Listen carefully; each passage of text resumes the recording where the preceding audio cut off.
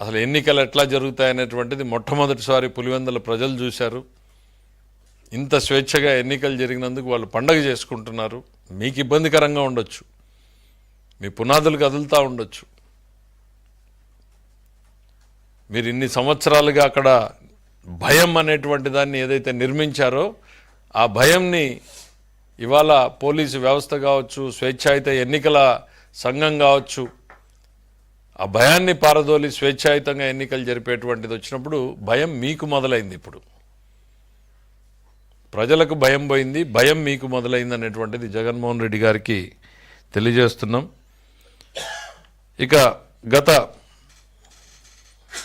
3 నెలల నుంచి మీ ప్రవర్తన చూస్తూనే ఉన్నాం. ఎంతసేపు ఉన్నా రెచ్చగొట్టాలి, క్యాడర్ని రెచ్చగొట్టడమో, రైతుల్ని రెచ్చగొట్టడమో, ఇట్లా రకరకాలుగా చేస్తూ ఉన్నారు. మీరు పీక్ ఆఫ్ ఫ్రస్ట్రేషన్లో ఉన్నట్టున్నారు. మీరు ప్రజల తరఫున పులివెందల్లో పోయి పనిచేయాలి అనేటువంటిది మర్చిపోయినట్టున్నారు. పులివెందల్లో తక్కువ, బెంగళూరులో ఎక్కువ ఉంటున్నారు. కాబట్టి ఇవాళ ప్రజలు స్వేచ్ఛాయుతంగా తీసుకుని రేపు రాబోతుంది నిర్ణయం యాక్సెప్ట్ చేయండి. రేపు 11 మందిని ఇచ్చారు, దాన్ని ఇంకా మీరు యాక్సెప్ట్ చేయలేదు.